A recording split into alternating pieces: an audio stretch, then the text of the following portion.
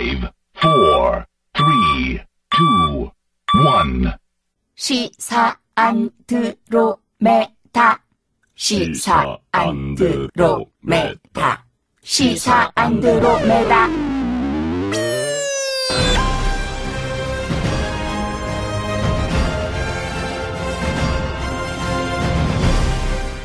주파수 94.5MHz YTN 라디오 공식 팟캐스트 시사 안드로메다 40번째 방송 시작하겠습니다. 안녕하십니까. 저는 진행 맡은 이동영 작가고요. 박지훈 변호사, 홍상 기자 나오셨습니다. 어서 오십시오. 안녕하세요. 안녕하세요. 네, 벌써 40번째 방송 6개월째 접어들었습니다. 소감 한마디씩 해주세요. 야, 이거 오래 할 줄. 저는 사실은 하루살이라고 생각하고 했는데. 하루살이. 예. 6개월 간다는 건 곧 6년 간다는 거 아니겠습니까? 그렇죠. 맞죠? 네. 내일 당장 없을 수도 있어요. 아, 그래요? 뭐 그런 소리 하고 계십니까? 자, 6개월 동안 가장 기억에 남는 출연자 있습니까, 혹시? 저는 추미애 대표. 7월 셋째 주 최고의 안드로메다인 바로 이분입니다. 공개하겠습니다. 자, 두고두고 이런 거 하세요. 네. 네. 대구 세탁소집 둘째 딸 임종석 대통령 비서실장의 예쁜 누이. 알겠어요. 빙고! 알겠죠. 예. 더불어민주당 추미애 대표 나오셨습니다. 반갑습니다. 반갑습니다. 네네. 아이 더워. 예. 더우세요?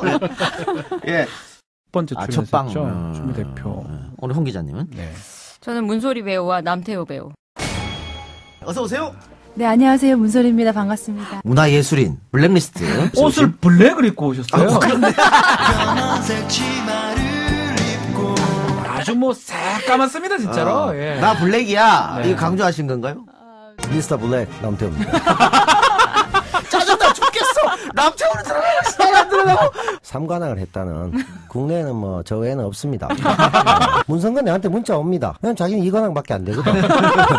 손석희 이관왕이고 우리 박찬욱 감독님도 이관왕이고 삼관왕은 내밖에 없어요. 김기춘 블랙리스트. 그게 어렵죠. 예, 네, 그게 이제 극장이 몇 개 안 되기도 하고 또 이 더블되기 힘들어요. 참네 가짜나서. 아 그렇군요. 근데 뭐니 해도 빵빵 터진 거는 사실은 정청래원하고 이 김용민 형님 왔을 때. 13화. 예. 시사대지 김용민 씨 왔을 예. 때가 빵빵 그냥 빵빵 터졌어요 그때. 네. YTN에 계신 높은 분들이 네. 탑10 안에 들어가면 박지훈, 이동영 출연이 올려준다. 이 두 분 들어오면 1등도 가능합니다. 그러면 여러분 안녕하십니까. 이 시대의 참 낙천인 정청래입니다. 이 시대의 참 방광인으로서 방광이 강하다는 걸 제가 증명했죠. 또 한 분 우리 모셨죠. 최고입니다, 이거. 예, 이 시대의 참 전도인이기도 하고 전도사님. 김용민 시사평론가 나왔습니다. 안녕하십니까. YTN 라디오는 네. 저 서울역 앞에 네. 숭례문 앞에 네. 있었을 때 그때 출연한 이후로 9년이 지났습니다. 현직 기자하고 거의 같은 네, 세월입니다. 9년 만에 왔습니다. 9년 만에? YTN 라디오 들으시는 분은 아마 죽었을 것이다. 이렇게 생각할 수도 있을 텐데 PD한테 나 이제 다시 방송하고 싶다. 김용민 씨는 어렵다. 지금 당신의 직업군으로 보자면은 당신은 지금 북한 무장 공비하고 같은 급이다. 즐기게 살아왔습니다. 그래서 그 추억을 잊지 못해가서 오늘 한번 더 불렀습니다. 그리고 요즘에 종교 문제로 또 대형교회 세습 문제도 있고 너무 시끄러워요. 예, 그러니까 이분이 시사 평론가 겸 종교 전문가이기 때문에 각종 시사 현안도 얘기 좀 하고요. 종교 문제도 더불어서 함께 얘기를 하려고 오늘 이분을 모셨습니다. 김용민 PD와 함께하는 시사 안드로메다 일요일 순서 시작하겠습니다. 지금 이 소리는 당신의 지적 허영심이 쌓이는 소리입니다. 무엇이든 정리해드립니다. 총정리. 40초 온 것 같아. 네, 방송 지금 나와 있거든요. 네, 가만히 계셔주세요. 자, 시사평론가이자 종교 전문가 김용민 PD 나오셨습니다. 어서 오십시오. 반갑습니다. 네. 지난번엔 저는 처음 나왔을 네. 때 무슨 말을 했는지 도무지 기억이 안 나고 나가는 길에 네. 주차비를 또 대신 내줬지 않습니까? 예. 미안하더라고. 한 게 없는데 이거 와가지고. 예. 아닙니다. 우리 시사 안드로메가 초창기에 자리 잡으면 혁혁한 곡을 맞아요. 하셨어요. 10위권 돌파의 주인공이 있어요. 그날 나오고 나서 네. 그때 이제 팟캐스트에서 10위 안에 들었습니다. 바로 들어갔습니다. 시사 안드로이드가 안드로메다. 안드로메다구나. 근육이네. 언제 이름을 바꿨나? 그래서 사실은 그날 반응이 너무 좋아서 네. 앞으로 정청래 의원과 김용민 PD를 동시에 한 달에 한 번씩 부르자. 이런 얘기가 그랬었는데. 나왔습니다. 김 PD가 됐다. 나는 독상이 필요하다. 그래서 오늘 독상으로 모셨습니다. 아니 독상이 문제가 아니라 지금 녹음 시간이 밤 9시인데 그러니까요. 제가 아침 6시 방송을 합니다. 새벽 3시에 S본부에서. 일어나셔야 근데 돼요. 6시에 일어납니까? 6시 방송하기 위해 새벽 3시에 일어나야 됩니다. 밤 9시면 새벽이에요, 새벽. 네. 어? 근데 왜 한 달에 한 번씩 나오라고? 야, 정말. 많은 분들이 또 찾으시니까 그만큼. 인기 좋으세요. 아니 박근혜 정권 때 안 찾을 때를 생각하세요. 아무도 안 찾았을 때를. 아, 그렇죠. 아무도 안 찾았고요. 모 방송사에서 전에 말씀드렸나 모르겠어요. 그때 이제 직업 등급으로 제가 북한 무장공비 등급이었어요. 예. 그러니까 지금 얼마나 좋습니까? 이렇게 찾아주고. 예. 9시에 불러도 나오시기 바랍니다. 아, 새벽 3시에 지금 일어나시는데 네. 적응 좀 되십니까? 아니면 사고 나고 이런 적 없어요? 새벽 3시 반에 말이죠. 네. 늦잠이다 이러면서 절규를 하는 이런 삶을 살고 있습니다. 힘들겠다. 어떡해요. 3시 반에. 근데 또 이 방송만 하시는 게 아니라 최근에 뭐 다스베이다도 하시고 네. 또 페이스북 보니까 공개 방송도 하시고 아니 이걸 다 어떻게 하시나. 아니 그래서 그 일 중독자라는 얘기가 있어요. 아니 근데 김어준 씨하고는 좀 뭔가 좀 잘 나가지 않습니까? 네. 뭐 나중에 어떻게 빼먹을 게 있나 해가지고 기웃거리는 거고. 예, 그리고 나머지는 또 벌려놓은 일인데 나 힘들다고. 네. 이제 6시에 방송해야 되기 때문에 나 그만둬야 된다고. 이러기가 민망해서 일이 정말 태산같이 불어났습니다. 그러니까 또 이분이 또 술 같은 것도 안 드시거든요. 그러니까. 좋아하는 건 오로지 그냥 밥, 고기하고 일밖에 없어요. 일. 이 술은 또 저희 할머니가 도실한 권사님인데 네. 마귀 오줌이라고. 그래서 물어봤어요. 그거. 네. 네. 아니 저기 맥주는 그런 색깔인데 네. 그러면 막걸리 뭐인데 마귀 우유라고 또 그렇게 마귀 우유. 말씀하셨던 독실한 분이었습니다. 예. 그 성대모사라도 유명한데 요즘에 그 새롭게 업데이트된 성대모사 없습니까? 연습하고 있는 게 있습니까? 아 없어요. 시간이 그 와중에 아니, 새벽 3시 반에 일어나서 늦잠이라고 절규하는데. 근데 이건 한 번도 흉내를 내려고 노력해보지도 않았는데 네. 좀 비슷한 게 하나 있어요. 뭘까요? 그 유인태 전 의원이라고 하십니까? 네. 알죠, 알죠. 이동영이가 방송을 이상한 데서 배워가지고 안 똑같네. 뭐 하는 겁니까? 일단 밤 9시에 불러서 그런데 밤 9시에. 유인태 그러셔도 더듬거렸어. 그 모든 게 김종인 같은데. 김종인은 똑같아요, 진짜로. 자, 예. 김종인 큐. 그건 내가 언제 그랬다고 해요. 똑같잖아. 그렇지 않다고 봐요. 그래요.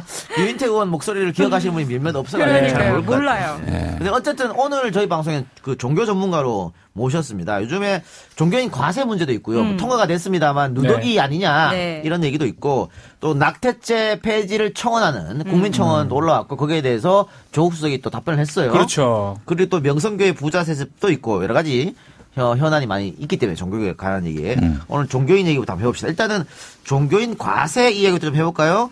2년 유예됐었는데 또 뭐 한 번 더 유예해달라 뭐 이런 얘기가 있다가 조금 들어가서 어쨌든 종교인 과세가 이제 하게 돼 있는데 여기가 누더기라는 얘기가 좀 있어요. 반쪽짜리 과세 네. 얘기도 나오고 있는데요. 예. 여기 세법 전문가 없죠? 예.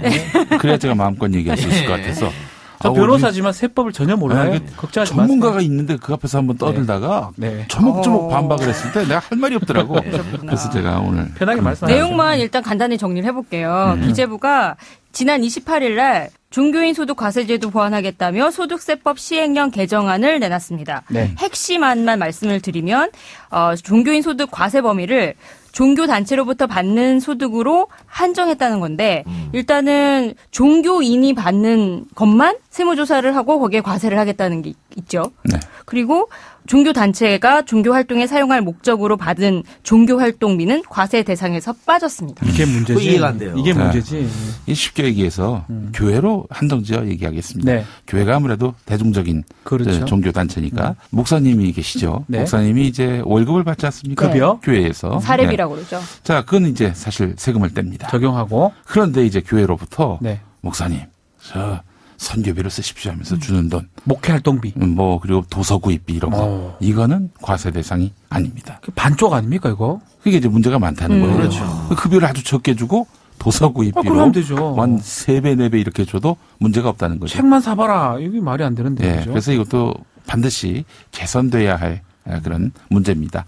그래서 사실은 선교비, 뭐 도서구입비, 통상 우리가 통상임금에 네. 그런 것들이 다 포함되잖아요. 원래는 그렇죠. 원래는 네. 그렇게 대응이 맞죠. 그런데 이 목사님들만 이렇게 그것도 쓱 빼주면 거 보면은 이건 너무 뭐 예외를 당연히 많이 둔 거 아닌가? 특혜라고 볼 수밖에 없는 겁니다. 그래서 예상되는 세금을 한번 매겨본 게 있거든요. 네네. 그것도 이제 일반 근로소득자하고 비교한 게 있는데 연수입 3천만 원의 근로소득자는 실제 세금이 24만 원 부과되는데 종교인은 빵원입니다. 빵원. 하나도 내지 않고 연수입 4천만 원 같은 경우에는 근로소득자가 143만 원을 내는 반면에 종교인은 23만 원만 내게 돼 있다. 이래서 뭐 이거 이렇게 할 바에는 뭐하러 이 법을 통과시켰냐 이런 얘기가요. 사실 종교인들이 존경받았다면은 이런 얘기도 나오지도 않죠. 근데 존경을 못 받으니까 지금 이 돈이 아까운 거예요, 사실은. 예. 그래서 사실은 우리 목사님들이 좀 반성을 하고 자성을 해야 되는데 이거 세금을 지금까지도 안 내겠다고 저러니 더 국민들이 더 황당하고 화가 나죠. 이것도 문제 같아요. 가세 대상 종교인이 약 23만 명이 되는데 네. 통계서 봤을 때 실제로 납부할 만한 사람은 4, 5만 명. 그거는 아주 영세한, 가난한 이런 목사님들. 그분들까지도 세금을 다 거두면 좋겠지만 이분들이 하는 일이 뭡니까? 기본적으로 무슨 돈 버는 일이 아니라 일종의 그것도 사회봉사인 거나 마찬가지인데 가난한 와중에 사회봉사라는 분들에게는 이 면세 혜택을 주는 게 사실 목사뿐만 아니라 다른 여러 사회활동 또 봉사활동하는 분들에게 부여되는 혜택입니다. 네, 근데 그거는 문제가 없는데 예. 지금 그 예정합동 목회자 납세 대책위원장 송항석 목사가 이번 그 종교인 가세에 관해서 더 잘할 수 있었는데 하는 아쉬움은 남지만 이 정도면 잘한 것으로 본다. 그러나 개신교에서는 아주 만족한다는 뜻이지 않습니까? 네. 그렇다고 하면은 성공했다는 거잖아요. 그렇죠. 이게 종교인으로 봤을 때는 우리가 잘 막았다. 이렇게 볼수 선방했다 있겠어요. 이렇게 말한 것 같아요. 네, 뭐 자기가 봤을 때 대한예수교장로회 합동 측 교단에서 이 과세 관련한 특위위원장을 맡았어요. 그러니까 목사님들이 지금 세금을 내야 될 상황이 됐잖아요. 네. 그러니까 자기는 막아내려고 끝까지 애를 썼는데 막지 못했던 거예요. 아니 근데 종교인 과세 그러니까 소득세법 시행령 개정안이 재정 투명성 확보를 하자고 한 거잖아요. 네. 그렇죠. 근데 이게 종교인만 과세하고 종교 활동에 대한 건 과세하지 않는다. 이상하지. 이거는 재정성 투명성 확보와는 전혀 글쎄요, 기대에 못 미치는. 저는 이게 뭐 참 국민들이 평범한 상식을 가진 또 열심히 납세하시는 국민들이 보기에는 터무니없는 네. 특혜라고 볼 수 있겠지만 그래도 이 목사님들 주머니에서 돈을 뺀다는 거 이거는 쉽지 않다. 이 대한민국 역사 당군 할아버지가 이 땅을 세우신 이래 네. 처음 있는 일입니다. 그렇죠. 이번에. 그렇기 때문에 그 자체로도 굉장히 큰 의미를 두는 사람들이 있어요. 아니 근데 아니 저 김용민 씨는 독실한 또 개신교 신자지 않습니까? 네. 근데 당군 할아버지가 이 나라를 세우고 이렇게 말해도 됩니까? 아, 이게 신화를 얘기하는 거니까. 이 사람 왜 이렇게 까칠해졌어? 이 사람 말이야. 또 팟캐스트 경력이 얼마나 돼? 자, 그러면 이 종교인 가세가 어떻게 개정될 가능성이 있다고 봅니까? 한 2년, 3년 지나가면. 개정돼야죠. 당연히. 뭐 어려운 일 아니고 일단 지갑을 열었다는 것이 굉장히 중요합니다. 첫 단계다. 네. 이 언제부터 이 목사님들은 이 세금을 안 걷었냐. 이거 한번 역사를 따져봐야 됩니다. 지금 준비한 자료는 1968년을 맨 위로 했는데 네. 아닙니다. 일제강점기로 가야 됩니다. 일제가 이 종교단체의 세금을 안 걷기 시작했어요. 뭐 개신교가 들어온 지는 이제 130년 정도 됐는데 130년 넘었죠. 그 이상인데 그 초기에 일제강점기 때 총독부가 거둘 수 있었는데 안 거뒀습니다. 거두려고 했었던 시도가 있었나 거두려고 했어요? 아니 당연히 거둬야죠. 종교단체도 소득이 있는데 소득이 있는 곳에 세금이 있는 거 아니겠습니까? 그런데 이제 왜 안 거뒀냐면은 당시 이제 한국의 개신교회는 전부 미국이 관할하다시피 했습니다. 그러니까 개신교와의 관계는 미국과의 관계였어요. 예. 근데 사실 일제강점기 이후 초기에는 미국하고의 관계가 일본이 원만했습니다. 그쵸. 실제로 가스라 테프트 미약 같은 경우를 보면은 일본 보고 네. 너 한국 먹어라. 네. 우리 필리핀 미국은 한다. 필리핀 먹겠다. 이렇게 미약을 한 거 아니에요? 그렇게 해서 이제 한국을 스무스하게 먹었는데 이런 표현이 좀 그렇습니다만 아니 맞죠, 맞죠. 한국을 스무스하게 이제 강점했죠. 강탈했는데 네. 강점했는데 네. 그런데 이제 미국 선교사들하고 이제 여러 가지로 좀 미묘한 관계가 많았어요. 서로 이제 뭐 하여튼 침략을 본의로 했던 곳이었기 때문에 그래서 미국과의 관계를 좀 원만하게 하기 위해서 안 걷었어요. 그러다가 이제 박정희 정권쯤 오니까 이승만 정권은 사실 이승만 대통령 자체가 장로기 때문에 미국이죠. 어마어마하게 또 미국과 네. 개신교를 밀어줬습니다. 그렇죠. 네. 그래서 뭐 군종, 군대 가면 군종 있잖아요. 네. 군종을 만든 분이 바로 이승만 대통령이에요. 맞습니다. 또 CBS라고 기독교 방송. 네. 네. 국내 최초의 민간 방송입니다. KBS 다음으로 세워졌어요. 다녔었잖아요. 예. 예. 그것도 역시 이승만 정권 때 네. 나온 거예요. 어마어마한 특혜를 받았습니다. 또 일제로부터 받았던 적산가옥도 다 이제 교회에다 불화하고. 맞습니다. 그랬었는데 이제 박정희 정권 들어서는 박정희 대통령이 뭐 종교인도 아니고 불교하고 가깝다고 했습니다만은 여하간 왜 세금을 안 걷는지 모르겠다라고 해서 이제 국세청장이 1960년대 말에 도입을 하려다가 교회가 어마어마하게 반발했죠. 그로부터 못 걷다가 2017년 문재인 정부에 이르러서 이게 결국에는 실현이 된 겁니다. 50년이 지났네요. 그러면 50년. 뭐 첫 발을 내딛는 거에 큰 의의가 있다. 그렇습니다. 이렇게 쓰자. 아예 그러니까 이제 사실은 이걸 추진한 더불어민주당의 창구가 김진표 장로님, 유해를 주장하시기도 했지만 수원중앙침례교회 장로고 같은 교회에 그 남경 필집사가 있어요. 둘이 이제 2014년에 지방선거 때 맞붙었죠. 또. 경쟁을 했죠. 네. 그런데 하여튼 뭐 김진표 의원 같은 경우 8월에 유예하자 네. 준비가 안 됐다. 뭐가 준비가 안 됐냐면은 종교인들에게 세금을 걷어야 하는데 세금을 제대로 안 내면은 당연히 세무조사를 해야 되는 거 네. 아니겠습니까? 네. 근데 세무공무원이 교회 쳐들어가서 장부 보자 이러면은 이런 망극한 상황이 발생한다는 거죠. 종교 탄압 시비가 날 수 있기 때문에 구체적인 훈령을 만들자라고 얘기했는데 뭐 박근혜 최순실 게이트 이걸로 인해서 아무것도 네. 진척이 된 게 없으니까 그럼 한 2년 더 유예하자라고 얘기했다가 어마어마한 비난과 그렇죠. 반발 여론에 직면했죠. 입장을 바꿨습니다. 세무조사는 면해주되 일단 세금은 걷는 걸로 갑시다. 세금은 이렇게 내자. 해서 이제 교회를 상대로 설득을 했던 거죠. 근데 지금 또 하나 문제되는 게 이런 개정안이 나왔음에도 불구하고 목회 활동비 되게 보수적인 큰 교회에서 네. 많이 방어하고 있다라는 얘기가 나오는데 그 목회 활동비가 특수 활동비라고 생각하면 되는 거예요? 뭐 그렇게 보셔도 됩니다. 이게 어떻게 구별이 됩니까? 난 그게 이 자체 제가 법을 하지만 이건 다 그래 막 갖다 붙여보면 그만이잖아요, 사실은. 그렇죠. 이게 사실은 문제가 이게 말이 되나? 교회의 그 헌금하면요 일종의 블랙홀입니다. 거기 돈을 넣으면 맞아요. 어디로 가는지 몰라요. 어디로 가는지도 네. 모르고 그래서 사실은 교회 헌금 주머니를 돈 세탁의 창구로 네. 이렇게 활용할 수도 활용하는 있죠. 이들이 많습니다. 네. 실제로 클라라 회장이라고 이규태 회장. 네. 그렇죠. 예. 일광학원. 그 일각 회장이지 클라라 회장이 뭡니까? 그러면 안 됩니까? 아니, 검색해보니까 그게 나오더라고요. 근데 그 양반도 교회를 지었어요. 네. 교회를 지었는데 그 교회를 그렇게 자기 창구로 인쇄탁의 만들었던 장소로 거죠. 만들었죠. 그 수사 결과로 나온 거고 네. 또 어떤 교회가 있는데 큰 교회입니다. 요즘 논란이 되고 있는 큰 교회인데 나도 이게 다 나왔나 그럼? 네. 어쨌든 다 합니다. 그 큰 교회 같은 경우에는 얼마 전 법원이 판결을 내리기를 목사한테 800억 비자금이 있었다. 8천억. 800억. 800억 비자금. 네. 8천억이면 이 사람아 2천억만 더 있으면 1조인데 너무 뻥튀겠네. 800억. 말이 되는 소리가 이제 그걸 하나 더 붙인 게 있어요. 뺀 거보다 낫잖아요. 뺀 거보다.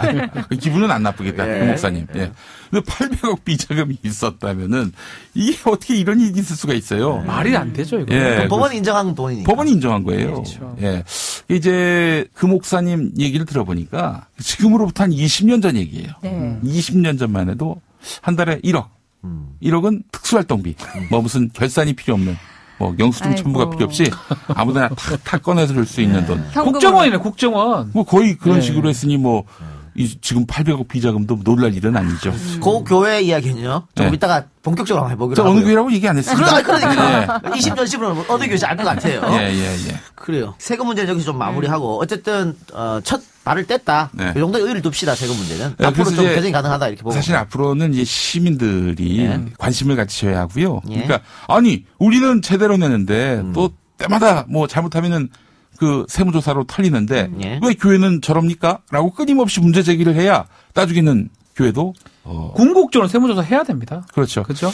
세무조사를 끝까지 안 하려고 발버둥을 쳤죠. 세무조사가 무섭잖아요, 사실. 그렇습니다. 근데 왜 교회가 세무조사를 두려워하는지 이 바로 앞서 얘기한 대로 비자금 창구로 활용하는 네. 목사들이 많기 때문이죠. 끝나고 넘어가려고 그랬는데 좋았어. 계속 하세요. 예. 재밌을 것 같아. 그래요. 예. 대형 교회 같은 경우에 또 그 목사님이 뭐 마음대로 쓰실 수 있는 돈이 거의 상당액이라고 하더라고요. 예. 제가 80억으로 들었는지 800억으로 들었는지 자기도 그걸 하나 뗐다 붙였다 그러고. 80%인지 제가 그거는 좀 나중에 다시 확인해서 한 말씀을 80% 로 드리겠습니다. 하죠. 80%. 예. 예, 80%로 하겠습니다. 그렇다면은 그 강남에 있는 큰 교회 아닙니까? 네. MB가 다닌 교회 아니에요. 그렇죠. 맞습니다. 예. 거기서 그렇게 지 마음대로 이렇게 주머니에서 갖다 썼다면은 야, 이건 좀 기가 막힌 일 아니겠어요? 어느 대기업이 이럽니까? 그러니까요. 아무리 그 제왕적 족벌 그 황제 경영을 한다 하더라도 이게 가능한 일이 아니에요. 이럴 줄 알았으면 기업보다는 교회를 설립하죠. 그래서 이제 편하게 그런 할수 분들이 있잖아요. 많아요. 네. 오래전부터 말이죠. 네. 신학생들 사이에 이런 나름의 어떤 그 주판을 튕기는 셈법이 있는데 교회에 직장을 다니는 교인 30명만 있으면 삼성 부장급이다. 그 정도. 왜냐하면 11조.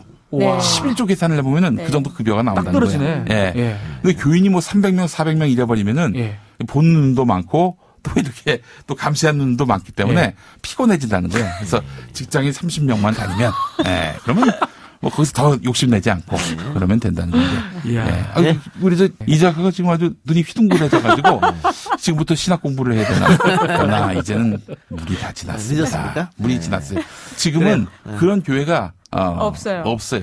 예. 개척해서 시작해볼까요, 한번? 세무조사 받아.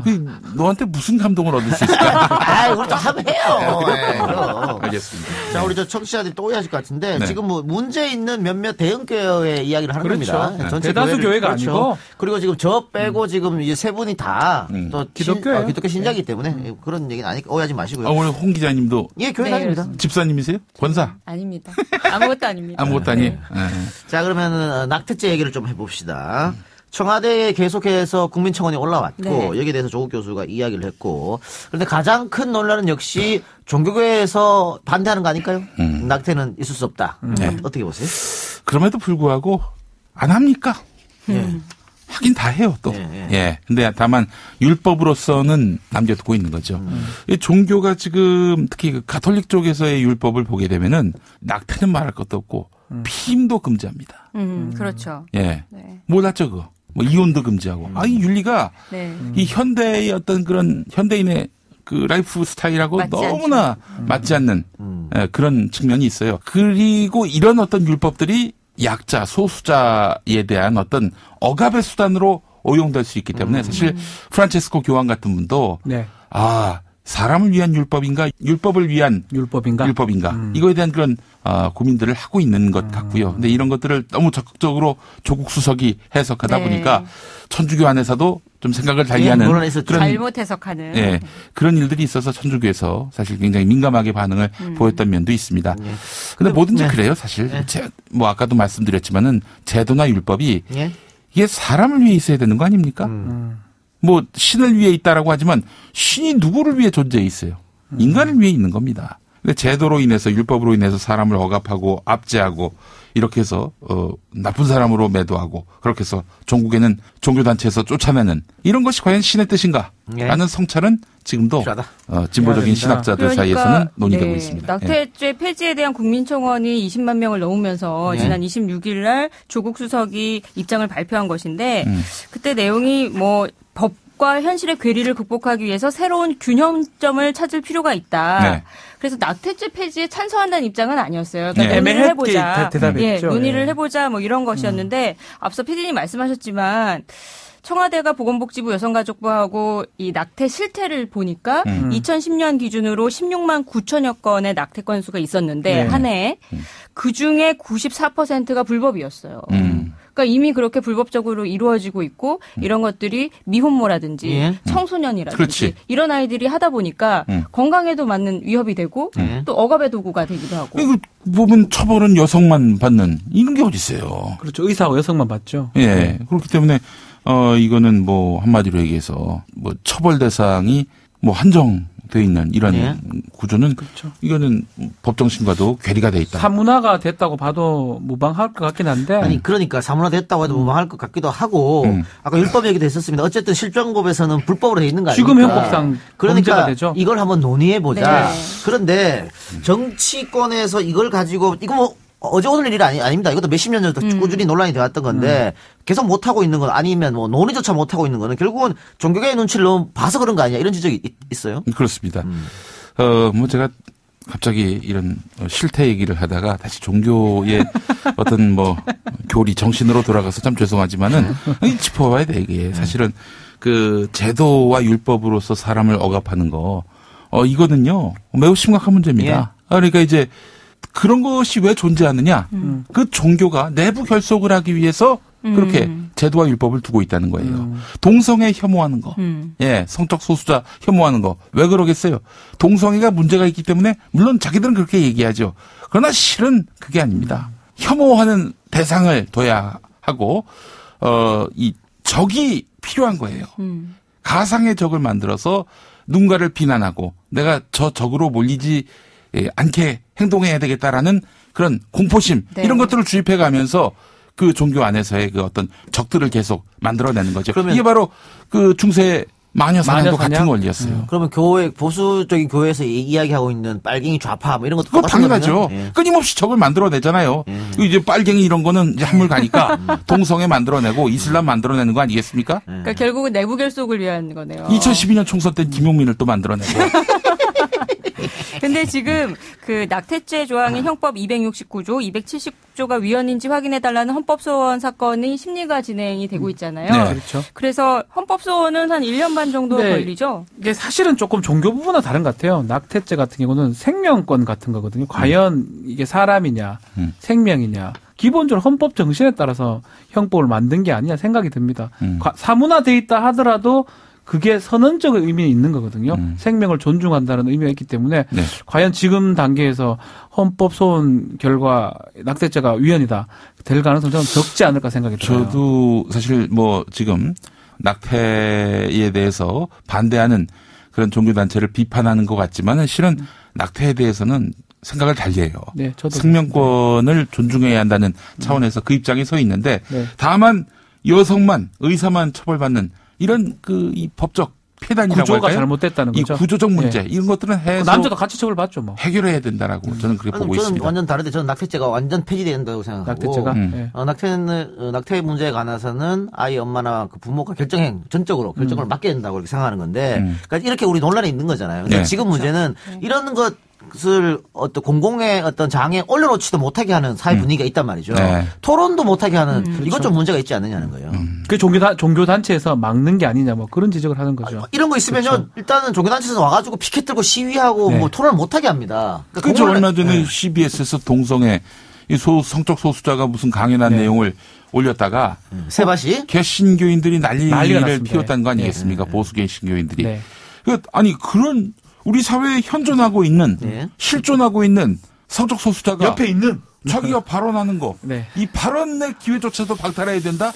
나는 이게 종교의 정신과 맞지 않는다고 맞지 않다. 근데 봅니다. 사실 제 친구가 최근에 임신 중절을 했어요. 이 예. 친구는 미국에 살고 있습니다. 예. 미국에서 결혼해가지고 만성 신장병을 앓고 있어요. 아이고. 그리고 지금 40대잖아요. 예. 임신을 했는데 이 아이를 계속 유지를 하게 되면 사람의 건강이 너무 힘든 거예요. 큰일 왜냐하면 날 약을 수 먹을 수가 있다는 없으니까. 아, 그렇지. 그래서 미국에서는 어떻게 하나 보니까 미국은 가족계획협회를 통해서 이런 것들이 이루어져요. 산부인과가 아니라. 그럼 가면 3명의 의사가 상담을 합니다. 생명이나 뭐 이런 일로 인해서 앞으로 어떤 일이 일어날지 이런 것들을 거쳐서 자기 결정권을 충분히 존중을 하고 예. 상황에 대한 판단을 해주는 거예요.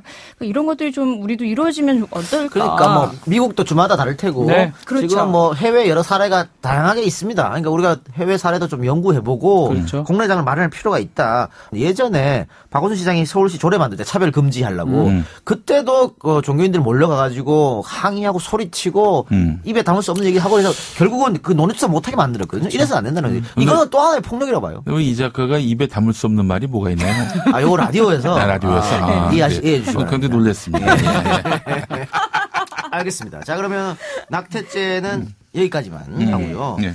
자, 우리 종교 전문가이기도 하지만 또 시사평론, 정치평론도 하니까 그 얘기도 좀. 그 얼마 전에 기사가 났죠. 원세훈 전 국정원장이 200만 달러. 우리 돈으로 하면 뭐 21억 네. 정도 예. 되는 돈을 2013년 그러니까 본인이 아마 퇴임하고 나서 이 돈을 쓰려고 했던 모양이에요. 그래서 스탠퍼드 미국에 있는 맞습니까? 스탠퍼드 대학에 그걸 갖다 줬죠. 국방전략연구원을 통해서. 갖다 준 게 이제 쌓아준 거야 계좌로. 예, 계속 쏴줬어요. 쏴주고 2011년에서 12년 사이에 쏘주고 본인은 13, 14에 나가려고 그랬는데 네. 그 부분이 지금 좀 문제가 문제가 되고 되는데 있습니다. 이번에 또 하나 기사가 났는데요. 원세훈 전 원장이 본인의 아내를 위해서 건물 꼭대기 펜트하우스에 10억 원을 들여서 인테리어를 꾸몄는데 이 10억도 국정원 특활비에서 특수활동 나왔다. 이거 밝혀지고 있습니다. 그래요. 그러니까 지금까지는 박근혜 정권의 특활비만 이렇게 나오고 있었잖아요. 네. 근데 이명박 정권의 네네. 국정원 특활비 나오지 않았는데 결국은 이명박 정권의 특활비까지 검찰이 들여다보고 있는 게 아니냐. 그러면 당연히 원세훈을 들여다봐야지. 가장 그렇죠, 오랫동안 국정원장을 했으니까. 예, 그럼 그렇습니다. 결국은 원세훈이 자기가 국정원장을 하면서 특활비를 자기 마음대로 200만 달러 쓰고 10억 쓰고 이렇게 했는데 자기 상관한테는 상납하지 않았을까? 너무나 자연스럽게 의문이 드는 거 아니겠습니까? 아, 그렇죠. 일단 그 특수활동비를 해외 배돌린 거, 이거는 주진우 기자가 이미 거의 한 달 전부터 예. 얘기해 왔던 거고, 캐나다로도 돈이 간 걸로 그렇죠. 얘기를 하고 네. 있어요. 그게 이 돈은 어떻게 가느냐? 외교 행랑을 통해서 간다는 네. 얘기도 있어요. 외교행랑에는 전혀 감시가 안 되니까 저 그렇죠. 통제가 안 되잖아요. 국정원장이 또 보내는 직접 거죠. 간다는데. 근데 이게 네. 중요한 거는 국정원장이 누굴 시킨 게 아니라 본인이 직접 자기가 그 행랑 돈을 들고 갔다는 갔고. 거야. 그러니까 이것도 주진우 기자 취재 이야기인데 본인이 들고 가면서 그거 국정원장은 수행원이 있잖아요. 네. 외국 갈 때 큰일 납니다. 혼자 네. 가면. 그래서 그 사람들 따돌리고 혼자 갔다. 본인이 어이, 이제 그 본인이 따로 갔다는 그게 얘기예요. 상상을 초월하네요. 이게 이제 원세훈 씨가 사실은 국정원장 감이냐 이 네, 논란은 많았어요. 네. 네. 일단은 국정원장 뭐 박근혜 정부만 보더라도 뭐 장군 출신, 네. 군 출신이 많지 않습니까? 네. 근데 이분은 군대도 안 갔어요. 네. 예. 서울시 출신이시죠. 그렇죠. 시방 공무원이었고 정두원 전 의원 얘기로는 그 실력이 없는 공무원이었다. 다만 능력이 있다면 이제 손금이 없다는 거야. 아. 손금이 하도 이게 이렇게 하도 비벼대 가지고 네. MB가 그걸 좋아했다는 거야. 그러니까 처음엔 행정안전부 장관 네. 시켰다가 바로 집권 2년 차인가요? 바로- 그때 이제 바로 바꿨어요. 국정원장 국정원장이 시켜가지고 됐죠. 입이 그때부터는- 또 무거우시고. 네, 그렇습니다. 근데 이제 정두원 전 의원이 그런 말을 했어요. 이분의 결정적인 문제가 뭐냐면은 감옥 생활을 너무 못한다는 거야. 너무너무 못한다는 거야. 근데 지금 만약에 지금 혐의 MB가 없이 네. 이 모든 사건의 최종 책임자가 나다. 몸통이 나다. 이렇게 네. 얘기하면은 무기징역이에요. 앞으로 몇 년을 더 살아야 될지 몰라요. 무기징역이라니까요. 아니, 거기서 이제 네. 그 시신이 돼서 나와야 될지도 모르는 그런. 사는은 지금 나와 있고 예. 플러스 알파 되면 최소 예. 25년 이상이에요. 그게 당연히 그래서 MB를 불리해야 될 것이다. 네. 라고 예측을 합니다.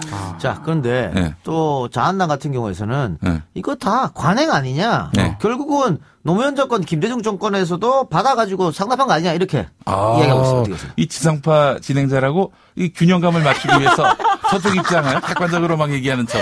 야, 평소대로 해라. 어? 저 굉장히 객관적인 진행자예요. 객관적이야, 그 사람아. 지금 가식적인 거지. 어? 야야 할 때마다 우리 밖에서 PD가 사색이 돼 있어요. 아, 야라고 하면 안 됩니까? 나 참. 기본이 안 돼 있구만 진행 기본이. 알겠습니다. 예. 제가 시정하겠습니다. 네. 예. 일단은 말도 안 되는 얘기죠. 예. 예. 그건 뭐 논리적으로도 전혀 성립이 안 되는 얘기고, 예. 이거 뭐 사실은 이 사안들은 이제 국기문란 행위 아닙니까? 그렇죠. 이게 만약에 뭐 쓰더라도 그 용처를 밝힐 수 없는 그런 사안이 짐작컨대 안보를 위해서, 그렇죠. 뭐 국가를 위해서, 큰 대사를 위해서, 큰 대사란 말이 동어 반복이군요. 네. 대사를 위해서 네. 이렇게 쓰였다면은 그거 당연히 용인이 되죠. 근데 이게 명백한 게 개인이 착복한 걸로 그 용처가 드러났다면은 인테리어 비용으로 썼다는 거니까. 그거 책임져야죠. 네. 그리고 이건 이 사람들 주장이 말이 안 되는 게 노무현 전 대통령 같은 경우에는 국정원장하고 독대도 없앤 사람입니다.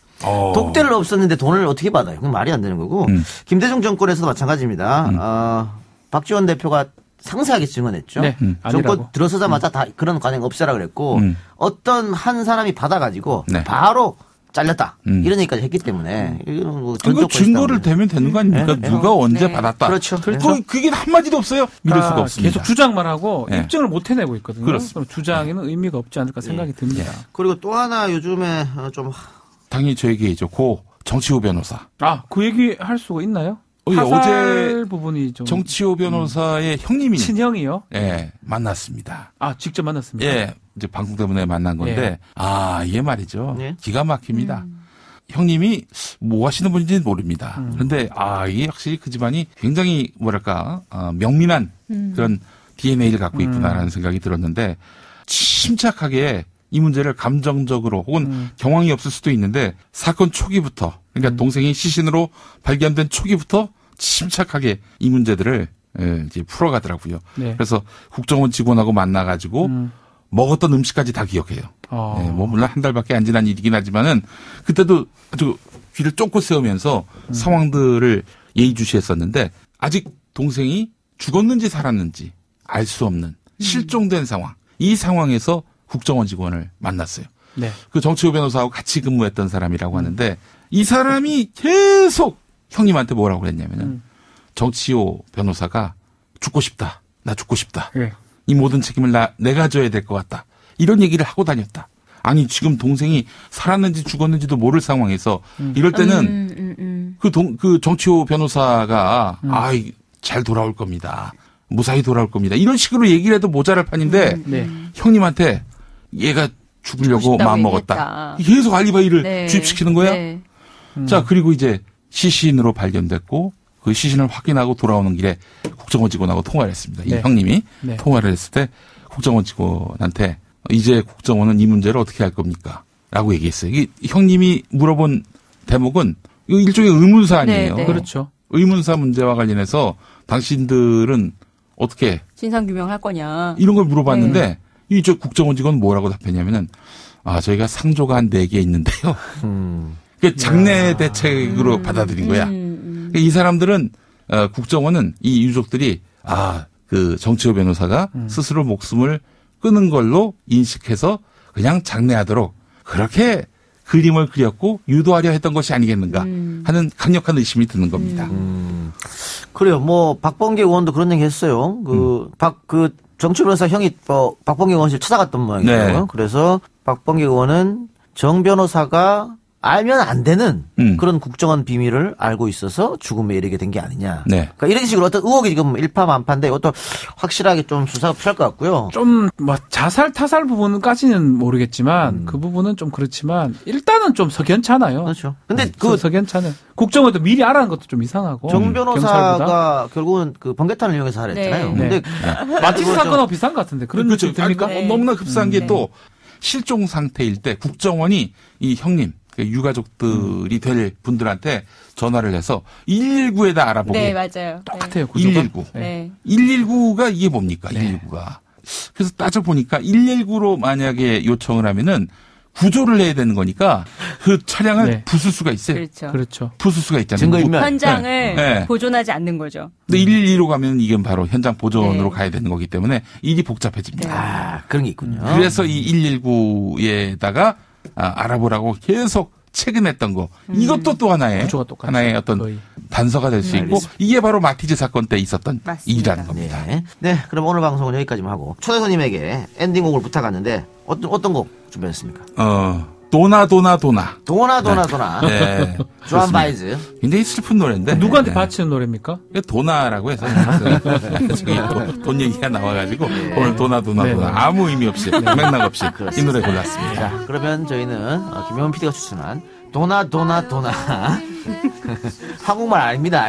도나 들으면서 다음 주에 인사하는 걸로 하고요. 팟캐스트 버전을 듣고 싶은 분들은 팟캐스트 버전으로 넘어오시기 바랍니다. 자, 노래 들으면서 인사하겠습니다. 김 PD 수고하셨습니다. 감사합니다. 감사합니다. Laugh and laugh the whole day through and half the summer's night. Donna.